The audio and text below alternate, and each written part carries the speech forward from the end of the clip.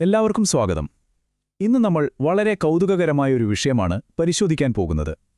2026-നെക്കുറിച്ചുള്ള ഒരു പ്രത്യേക ദൈവശാസ്ത്രപരമായ കാഴ്ചപ്പാടാണിത്. കൊച്ചിൻ ലാംപ്സ്റ്റാൻഡ് എന്ന ക്രിസ്ത്യൻ സമൂഹം മുന്നോട്ടുവെച്ച 1000 മടങ്ങ് വാഗ്ദാനം എന്ന ആശയത്തെക്കുറിച്ചാണ് നമ്മൾ ഇന്ന് സംസാരിക്കുന്നത്. നമ്മുടെ ഈ വിശകലനത്തിൻ്റെയെല്ലാം അടിസ്ഥാനം ബൈബിളിലെ പഴയ നിയമത്തിൽ നിന്നുള്ള ഈയൊരു വാക്യമാണ്. അപ്പോൾ ഈ വാക്യത്തിൽ ഒളിഞ്ഞിരിക്കുന്ന ആഴത്തിലുള്ള അർത്ഥങ്ങൾ എന്തൊക്കെയാണെന്ന് നമുക്കൊന്ന് നോക്കാം. 1000 മടങ്ങ്. ഒന്ന് ആലോചിച്ചു നോക്കൂ, ആ സംഖ്യയുടെ വലിപ്പം. നമ്മുടെ സാധാരണ ചിന്തകൾക്കും യുക്തിക്കും ഇത് പെട്ടെന്ന് ദഹിക്കാൻ കുറച്ചു പ്രയാസമായിരിക്കും. അതുകൊണ്ട് തന്നെയാണ് ഇതൊരു വെല്ലുവിളിയാകുന്നത്. മനുഷ്യന്റെ ചിന്തകൾക്ക് ഒരു പരിധിയുണ്ട്. പക്ഷെ ഈ പഠനം പറയുന്നത് ദൈവത്തിന്റെ വാഗ്ദാനങ്ങൾക്ക് ആ പരിധിയില്ലെന്നാണ്. അപ്പോൾ ഈ ആശയങ്ങൾ നമുക്ക് വ്യക്തമായി മനസ്സിലാക്കാൻ നമ്മൾ ഈ 5 കാര്യങ്ങളിലൂടെയാണ് കടന്നുപോകാൻ പോകുന്നത്.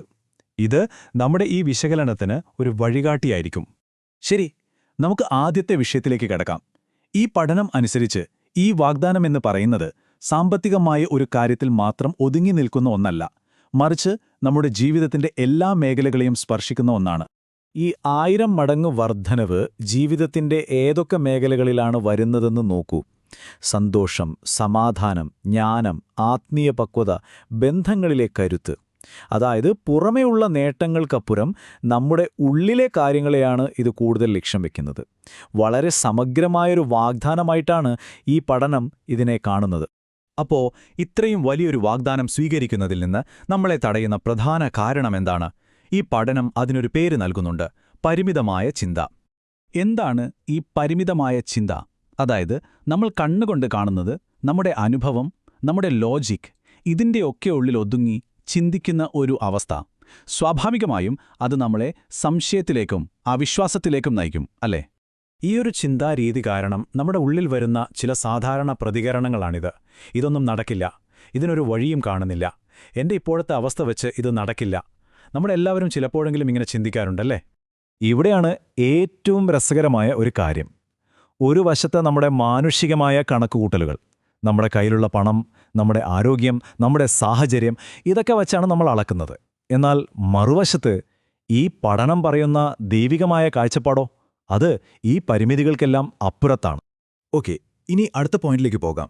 ഈ പഠനമനുസരിച്ച് ഈ ദൈവിക വർധനവ് ലോകത്തിലെ മറ്റ് നേട്ടങ്ങളിൽ നിന്ന് എങ്ങനെയാണ് വ്യത്യസ്തമായിരിക്കുന്നത്?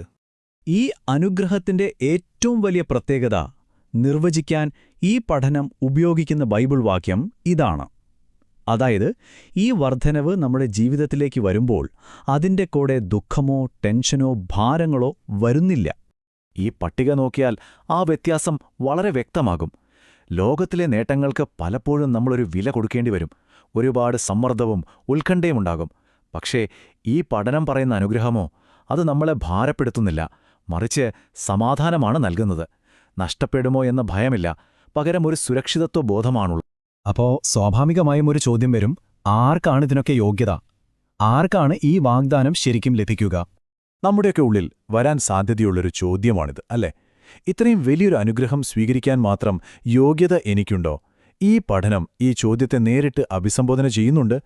ശരിക്കും ഈ പഠനം പറയുന്നത് ഏറ്റവും വലിയ തടസ്സം നമ്മുടെ പുറമെയുള്ള സാഹചര്യങ്ങളല്ല, മറിച്ച് നമ്മുടെ ഉള്ളിലുള്ള ഈ അയോഗ്യതാബോധമാണെന്നാണ്.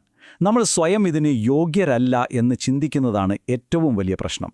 അപ്പോൾ യോഗ്യതയുടെ അടിസ്ഥാനം എന്തല്ല എന്ന് നമുക്ക് നോക്കാം. നിങ്ങളുടെ പഴയ ജീവിതമോ, സംഭവിച്ചുപോയ പരാജയങ്ങളോ, ഇപ്പോഴത്തെ കുറവുകളോ, എന്തിന് ഈ വാഗ്ദാനം പൂർണ്ണമായി മനസ്സിലാക്കാനുള്ള നമ്മുടെ കഴിവ് പോലുമോ ഇതിനൊരു മാനദണ്ഡമല്ല. അപ്പോൾ പിന്നെ എന്താണ് യോഗ്യത? ഉത്തരം ഈ വാക്യത്തിലുണ്ട്. ഈ പഠനം പറയുന്നത് നമ്മുടെ അവകാശം നമ്മൾ ചെയ്ത നല്ല കാര്യങ്ങൾ കൊണ്ടോ നമ്മുടെ കഴിവുകൊണ്ടോ കിട്ടുന്നതല്ല, മറിച്ച് ക്രിസ്തുവിലുള്ള നമ്മുടെ സ്ഥാനം കൊണ്ട് മാത്രം ലഭിക്കുന്നതാണ്. അപ്പം ഇതെല്ലാം കേട്ടുകഴിയുമ്പോൾ നമ്മൾ എന്തു ചെയ്യണം? എന്താണ് നമ്മളിൽ നിന്ന് ആവശ്യപ്പെടുന്നത്? നമുക്കിതിൻ്റെ അവസാന ഭാഗത്തേക്ക് കടക്കാം. ഈ പഠനത്തിൻ്റെ 3 പ്രധാന ആശയങ്ങൾ നമുക്ക് ഒന്നുകൂടി ഉറപ്പിക്കാം. 1. വാഗ്ദാനം വളരെ വലുതാണ്. 2. ഈ അനുഗ്രഹം ശുദ്ധമാണ്, അതായത് ദുഃഖമില്ലാത്തതാണ്. 3.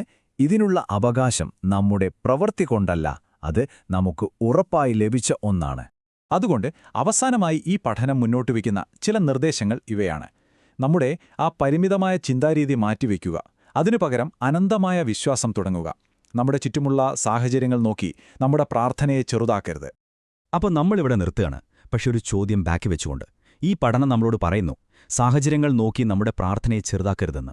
ഒന്ന് ആലോചിച്ച് നോക്കൂ, നമ്മുടെയൊക്കെ ജീവിതത്തിൽ ഇതിന് ശരിക്കും എന്താണ് അർത്ഥം? പ്രായോഗികമായി ഇതെങ്ങനെയായിരിക്കും?